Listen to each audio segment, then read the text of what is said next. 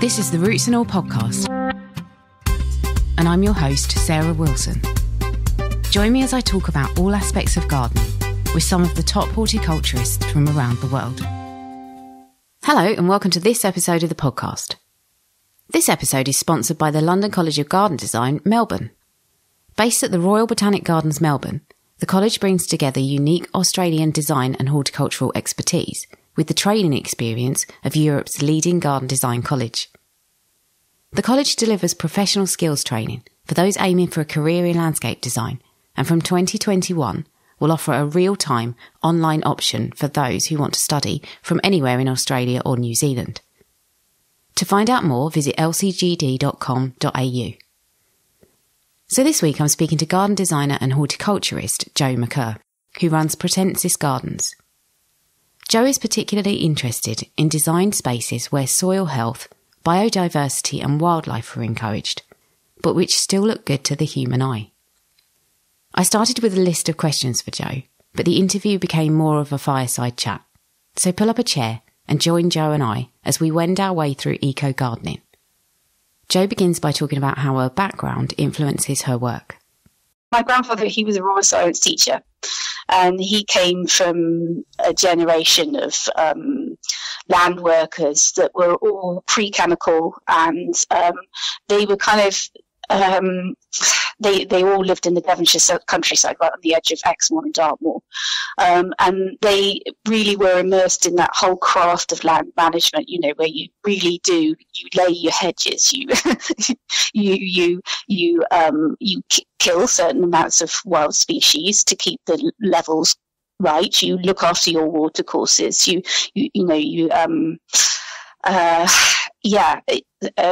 It's kind of permaculture before there was permaculture, really. I mean, to some extent, because you know that you're handing it on to the next generation.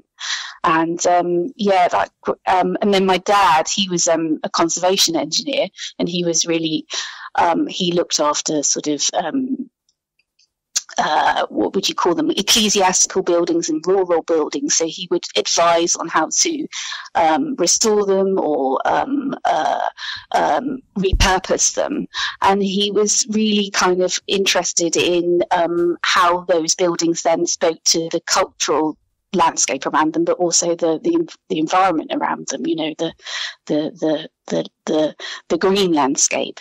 And I think that both of those men were quite big influences on my lives. I mean, my dad, he was a serial doer-upper of buildings, and mostly rural buildings. And so my childhood was spent on sites of where everything was derelict, and then everything came together again. And I think you learn a lot by watching that. And experiencing that. He was also a really, really brilliant and talented kind of amateur gardener. And so, you kind of, I now look back and realise that I absorbed a lot without really knowing that I was absorbing it. I thought that was just a normal childhood, but it was actually not at all. I'd be taken by my grandfather along the River X, and he'd show me how you spot an otter and how you track otter tracks and how you know where they were going to be and things like that. And when much later on, I've realised that that's kind of like a pretty unique craft that other people don't really get taught by their grandparents. Yeah. So yeah, definitely. It's, I think that was why I got called to landscape through that childhood, not necessarily through going to a garden and kind of going, oh wow, this is an amazing garden, I really want to do this. It's just like I really wanted to re-experience that connection that I had in childhood. Yeah, I don't think many children go otter tracking. I might have tracked the favourite in the 2:15 at Haydock, because my great-granddad used to take me down the betting shop and leave me outside while he went in and placed his bets, but not quite so. So that, obviously you said you're kind of late into the game relatively with your gardening. So what is it that you actually do at the moment? What types of projects do you work on? So I kind of divide myself between doing some writing work, sometimes for magazines like Bloom and other places, and I'm trying to get more writing work. I do consultancy work, and that's mostly on planting, and I look at doing specs for people for meadow plantings or meadow seedings, or how you would prep the area before you were then going to sow it, or and what will you do, or management systems for doing those kind of semi-wild, semi-natural plantings, and then I also run this garden, and I'm hoping that eventually I might be able to open this garden and run workshops from this garden. That's the long-term aim. Yeah, but I think you might have a queue around the block when you first open your garden. It's still a way off, but I'm sort of just beginning to get there. I mean, it's very, very, very new, and it still looks a bit new, you know. So it's I'm aware it's not quite at the stage yet where I want to expose it. Oh God, will it ever be though? I mean, gardens are so... No, I mean, the perfectionist in me will never be happy, but I think it's beginning to get there, and I sort of I think that for me, like the garden speaks louder really than anything else about you know, what's possible, and how I'd like to see garden design go, or how I'd like to see people conceive gardens. So yeah, it's and it's also the place that I love, and the place that I belong to, you know. So yeah, it's like it's the grounding for me. So yeah. It's difficult to leave it sometimes. Yeah, I bet. Well, you haven't had that problem this year. You've been fine. No, I've been so blessed being here. Definitely this year. Definitely. So what is it about your garden that makes it different? Because you have had quite a bit of coverage of it, and it is quite unusual. So I think maybe briefly you can just sum it up. Yeah, it's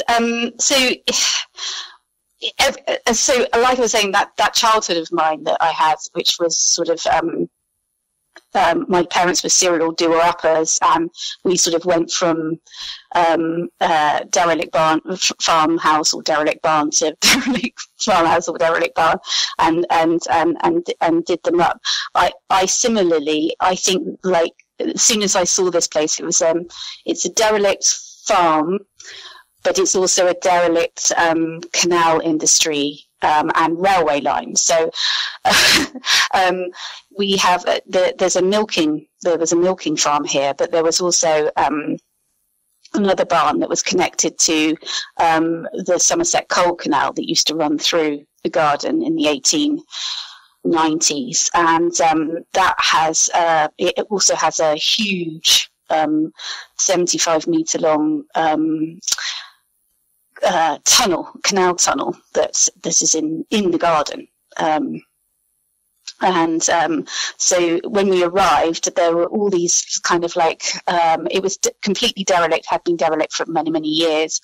So it was bramble everywhere. And then and buddleia, kind of the classic buddleia and bramble site. And then you have this kind of enormous railway line running through, bisecting the site as well, which ran until the 1960s.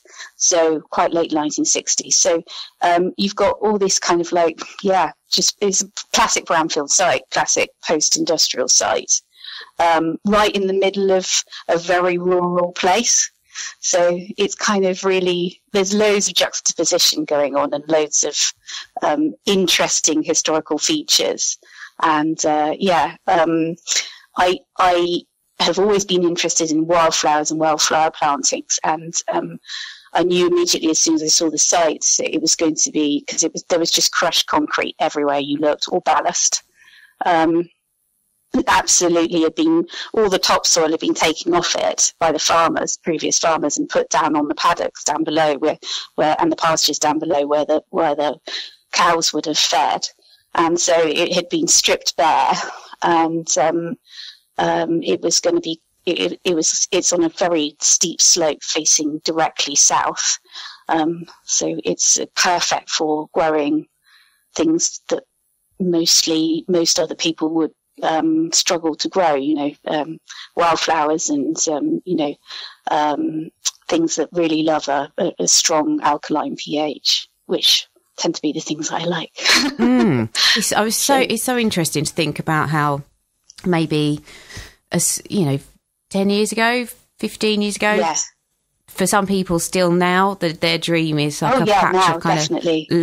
Their dream is a patch of loamy soil. It's like, I've got to have this beautiful crumbly loam. And then you saw this site and just went, oh, woohoo. It's just full of like you say, ballast and it's really, to some people unpromising, but to you it's an absolute dream. And I think probably moving forward that will become something where people will look at it and see the opportunity and go, actually, this is fantastic. So much so. I mean, personally, I think that this is the future for garden design. First of all, we are finding out that more triple SIs are brownfield sites than they are greenfield sites, because the nitrogen deposition is so bad on all these green sites that you can't get the diversity of plants on them. So you need these very, very nutrient poor sites, and these like John Little does with his A13 garden. You need these kind of like very compromised sites to grow really these beautiful ruderal plants that our insect and our invertebrate species are really dependent on. And then we've got all these birds that are massively in decline, and they're dependent on the invertebrates.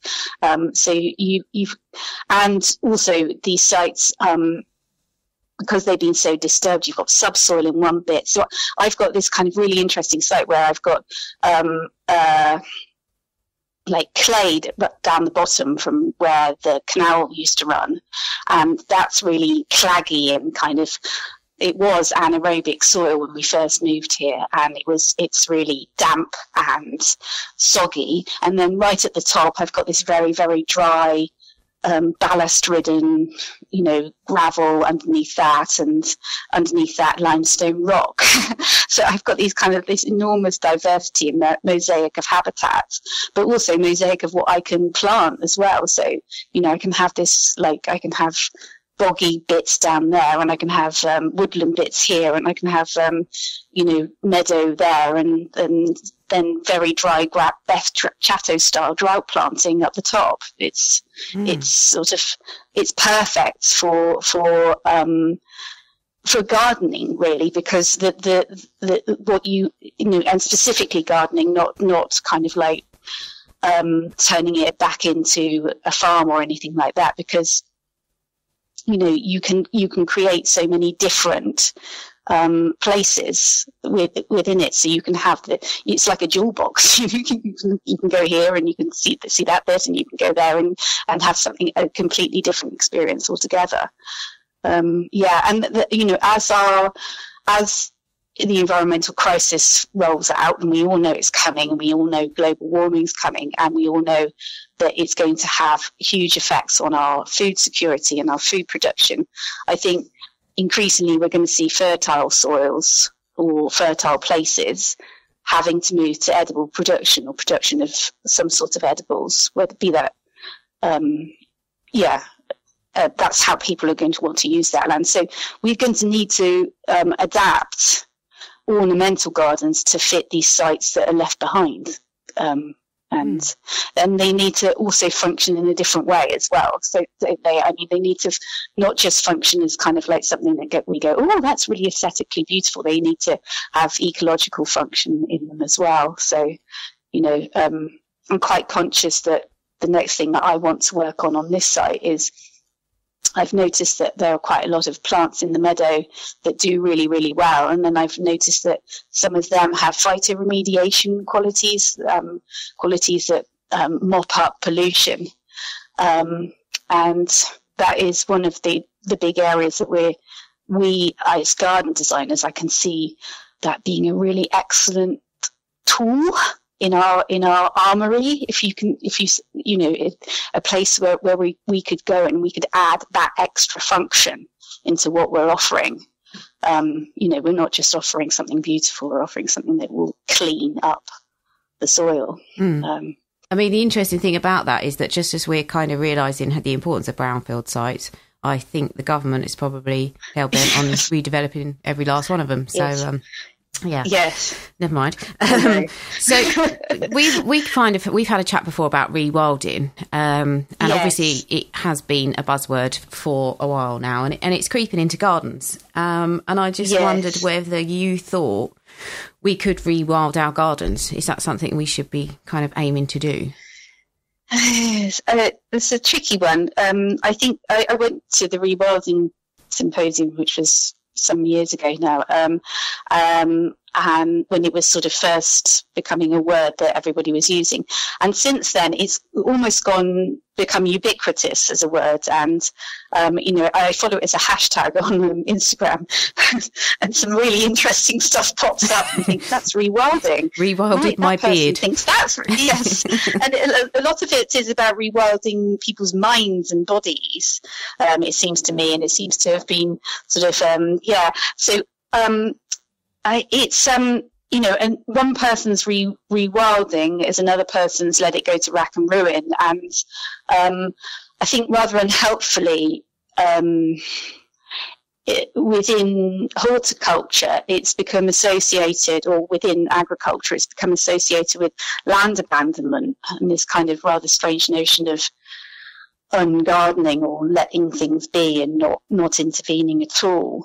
And I think we all know that if we do abandon land completely, like, when I came to this land and it had been abandoned,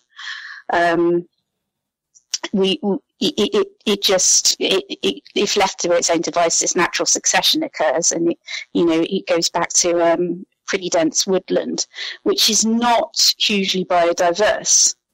And when you look at rewilding Britain or look at rewilding Europe, and they're talking about large scale restoration of ecosystems using herbivores and using rules to move those herbivores around the landscape, and using trophic cascades so that you create different habitats. You're not going to get that in a 1 acre garden. You're not going to manage to do that. And I'm not sure how useful it is in terms of think the short answer is no. I don't think we can rewild our gardens, but I do think that these ideas that rewilding has given us, these ideas that you can reinstate natural processes and you can restore biodiversity, I think they're useful goals to then assimilate into your garden design as goals, as long-term goals of the site of the landscape, or into your gardening and your management. And I think in that sense, it is a useful concept. It's cultivated space, so in its pure form, it can't be rewilded, but it can do something that rewilding space can't do. It can connect you in an intimate way with a wider web of life, and that's where the true value of the garden comes into its own. You can interact with it on a daily basis rather than walk through a nature reserve, as it were. And there's the other point, which is that rewilding is not a panacea. We still need other types of landscape too. We've had, I think it was like a 97% decline in our flower-rich meadows since World War II, which is just shocking. And meadows and meadow-style plantings, they have the most plant species per metre squared, and so they're necessarily going to support the most invertebrates per metre squared, and they need regular human interference and management. So I think that's where we need to look. We can't recreate a rewilded space in a 1 acre garden. You know, we're not going to save a lynx or a beaver in our gardens, but we can save the ragged robin plant, for example, and we can make sure that we boost moth populations as much as possible. Those are achievable goals. I think where rewilding becomes a problem, in my opinion, it's maybe when it gets applied to naturalistic. That's when people say naturalistic and they use rewilding as the kind of catch-all term. That for me is slightly worrying, because it's saying that rewilding is an aesthetic when, you know, that wasn't really what it was intended to be. And no, not at all. Then it becomes, you know, kind of a bit of a pastiche of what rewilding is about. And I find that a bit dangerous sometimes, really. Yeah, exactly. It's become misappropriated, hasn't it? And so, as a term, and so it almost means whatever anybody wants to make it mean. And so it's a bit like meadows. I think the same thing with the word meadows. A lot of people use the word meadow when they're talking about the Hitchmo Dunnet style, you know, planting, you know, of annuals or whatever, and they're not meadows. You know, that's not you know, a meadow is a hay meadow, and that's a distinct thing, and a distinct set of plants, and a distinct ecology and a distinct management system. You're not ploughing it up every year. So, you know, and again, I think that, you know, Plant Life are right. They're sort of saying that people are getting confused now between native species like the Californian poppy to California and our own indigenous species. They don't know what is a meadow plant and what's it's indigenous to this country and what's a meadow plant that's indigenous to others. And they now the aesthetic of the meadow is now confused with the what the actual meadow is and what it's meant to be doing. And I think we've got to be careful, haven't we, in horticulture, because this is what we seem to be doing, is taking words that are applied to conservation and applied to ecologies, very distinct ecologies, and then we're sort of appropriating them into our own design world, but we're not taking the functionality. We're just taking the aesthetic, or we're just taking the idea, the overall idea, but not actually the long-term goals. And that's where it starts to get really confusing for lots of people, including myself. I find myself in, you know, quite confused about whether what I grow is a meadow or not a meadow, or, you know, what is meadow, or what's long grass, what's, you know, and then when you're talking to clients or other people and say, you know, you can be talking completely at cross purposes about what they want when they're saying, I want a meadow here, you know, what does that mean?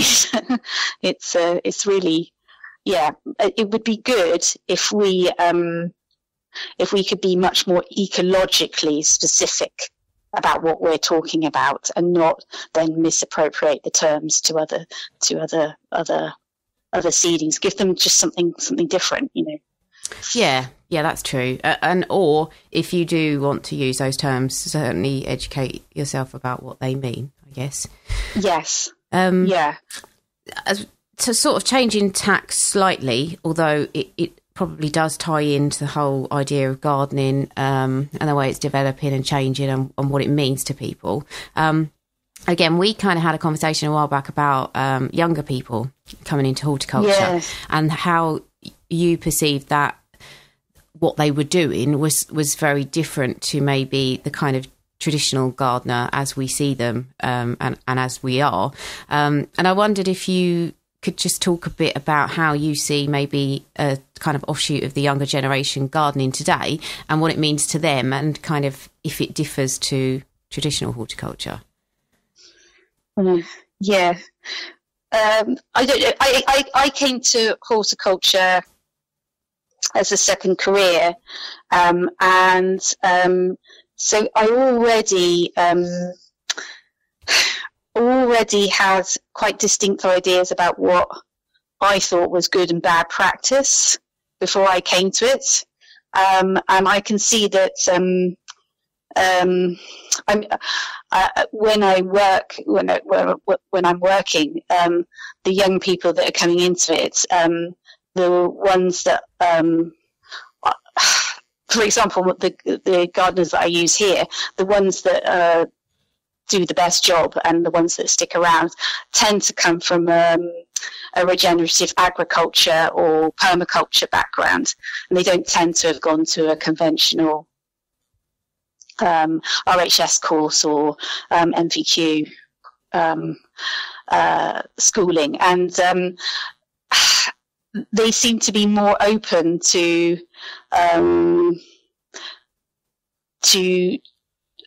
this kind of low intervention, but more skilled gardening that these kind of naturalistic or wild gardens need. They don't need somebody who is a maintenance. Well, we want to stop spraying the chemicals, but we also don't want to stop just mowing and blowing everything. And that's how we manage it. We want to move away from maintenance to management, and that means re-embracing this kind of notion that gardening is a craft and a skill set that can be honed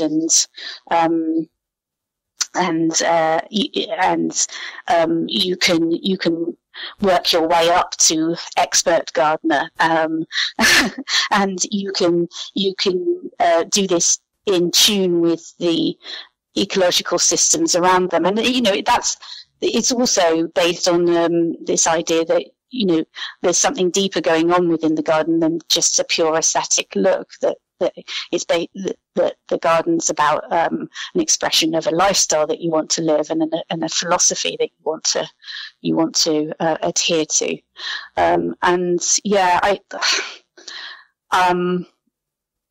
It's a shame, really, because I think permaculture itself is kind of slightly outside horticulture, and then the two things don't really mix. And I think we're in danger unless we start to, broaden the spectrum of what a garden's functionality is and what a garden is for. Unless we're going to lose interest from that younger generation who really want a garden to not just look good, but they want it to do good. It needs to be authentic. It needs to have a backstory. It needs to be really real. It needs to be real. It needs to be genuine. They're not interested in. You can see that in the way that they've turned off high street fashion, and in the way that they've turned off in their food, how they're interested in food production, etc., etc. They're interested in asking the question, how do I do this better? How do I do this well? Yeah. That's interesting. When you were talking, I thought about things like the RHS training and, various schemes that we've got.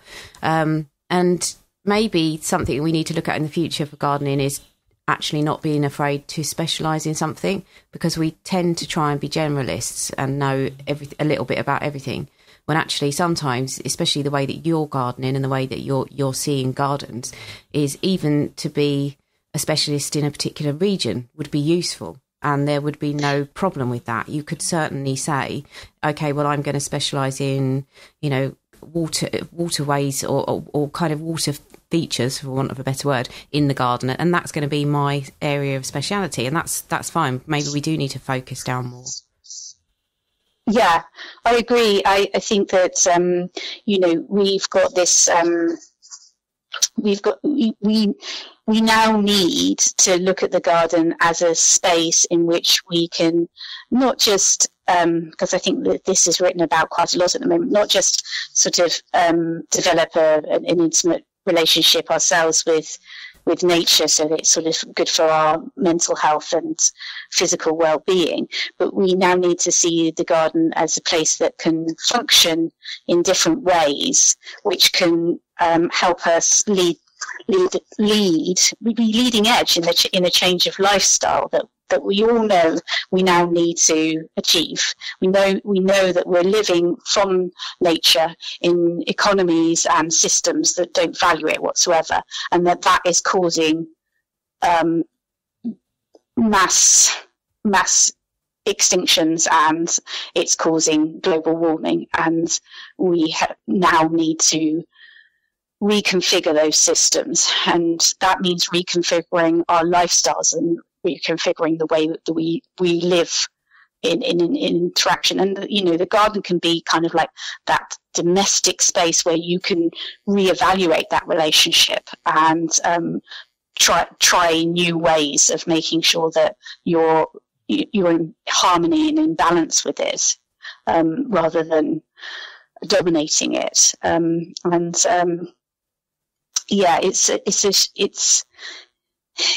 That means that it's not just a place where it looks beautiful and you just sit and go, isn't that beautiful, and isn't that rose beautiful? And it's a place where the water comes off your roof and fills a pond. It's a place where your wastewater gets biofiltrated or through a beautiful wet drainage system. It's a place where, I don't know, we need to now be open to inventing ways and being much more creative in our garden spaces about making them spaces which can realize a new way of living. So for example, it's kind of like slightly left field, but this is kind of the area that I'm really, really interested in, because I now think that gardens can be really, really creative spaces for us to kind of find solutions to a new way of living that's much more in tune with natural processes. And the other day I've been searching for various different things on the internet. I came across something that was called a fog harp, which is basically lots of fine lines, fine wires suspended on this system. And what it does is it harvests the ambient water within fog in dry regions. Wow. And it drips down the wire, and then it can fill ponds or dew ponds, or it can go into an irrigation system. They use it a lot in Chile apparently, and they're thinking now of using it in California. The system itself actually came from a guy staring for a long time at the redwoods in its local park, and seeing that the redwood needles, that's what they did. They captured the ambient water, and it then dropped to the root zone, and they were sort of effectively watering themselves in quite a dry region. And so he came up with this biometric kind of design based on that. And looking at it at the moment, it looks really, really rather pants, this thing. It's sort of like just a sort of frame with a load of wires. But you can see that sculpturally, it has potential. Somebody, if a sculptor got hold of it, or some sort of artist got hold of it, you could come up with something rather beautiful. And that could sit in somebody's garden, and it could harvest water in a dry region. and you'd have water. And you kind of think, yeah, this is how we need to be thinking. We need to be thinking completely outside the box now, not kind of like looking for yet another way of doing a patio or something. We need to be thinking about these ways in which we know lots of changes coming. How can we adapt what we do outside, and how can we engineer new ways of living in this environment in a more balanced way, so we use less and we give back more. But yeah, that's a rather extreme example, but nevertheless, it kind of like it was quite interesting to me. I was kind of like, whoa. Yeah, fog harp. Yeah. Never heard such a thing. Yeah, fog harp. Yeah. Brilliant. I know. So, well, I think, to be honest with you, we kind of answered the final question in that one, which was, what's the future of horticulture? So is there anything kind of else that you wanted to add? Because, to be honest, I think we kind of skipped through everything at a lovely pace and covered most things, even though I didn't really ask you the questions that I sent you. So... yeah, I mean, so for me, yeah, I don't know about horticulture, but definitely in the area of design and landscaping, I think we need to scrap this idea that gardens are some sort of, I don't know, extension of the house, an extension of some domestic space. We need to incorporate these two urgent needs of sustainability and ecological function in the way that we conceive them. But that doesn't mean to say that you kind of completely lose the aesthetics. They've just got to work harder. And I think that, if you borrow from other disciplines like ecology, technology, engineering, various different sciences, soil science in particular as well, because there's huge amounts of going on there, then we can start creating gardens with quite serious long-term scope and vision, rather than just something that has just a purely human and aesthetic function, and that's it. The future is quite exciting, I think, because there's so much open now to, we're at a time where they say necessity is the mother of all invention.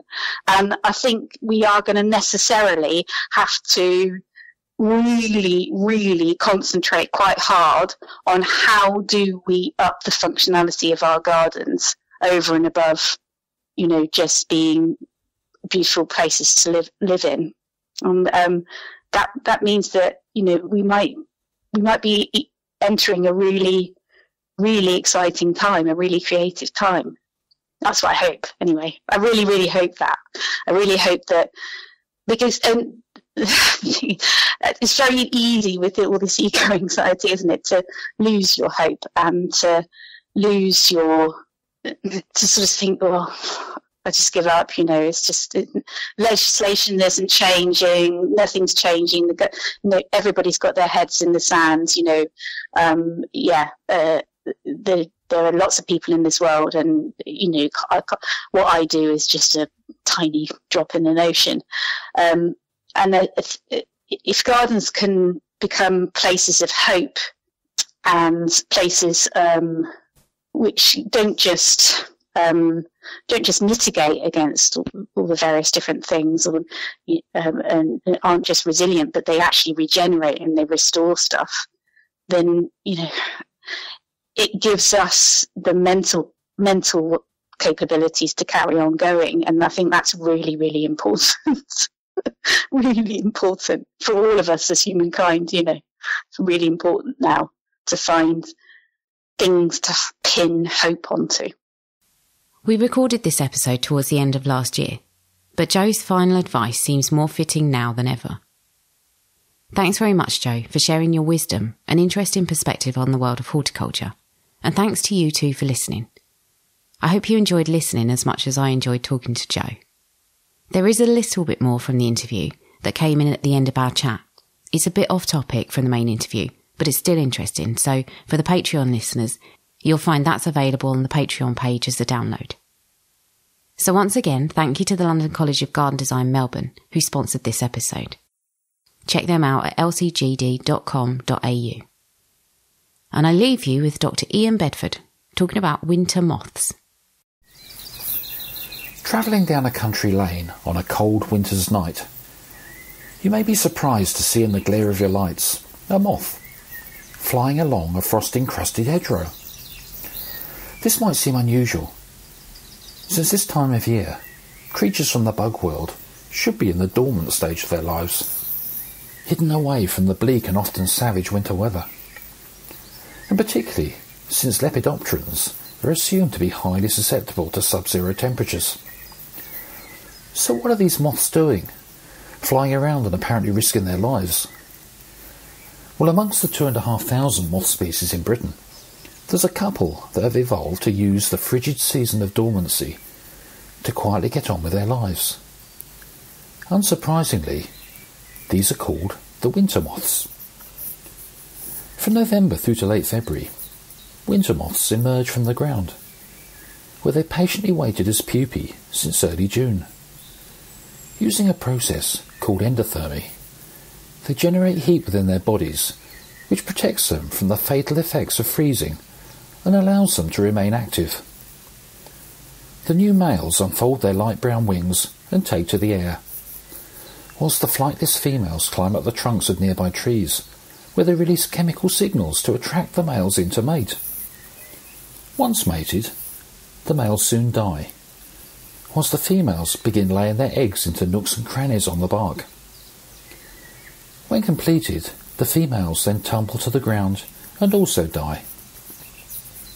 During March, before the frosts have ended, but when the leaf buds on many trees begin to break open, tiny caterpillars begin hatching from the eggs within the bark.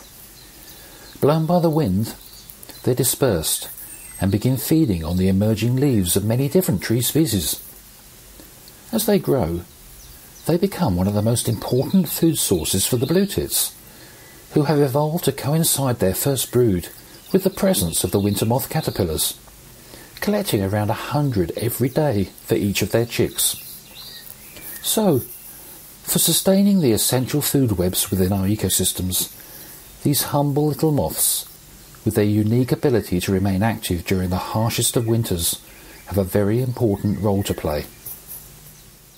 You can download or listen to the podcast direct from the website rootsandall.co.uk. Please also check out my Patreon, where you can make a one-off donation or take out a monthly subscription to help support the podcast. Because if you enjoy the show, please help it continue. I also have a GoFundMe where you can make a one-off donation. Even a one-off donation of £1 helps, and I'll be really grateful for your support.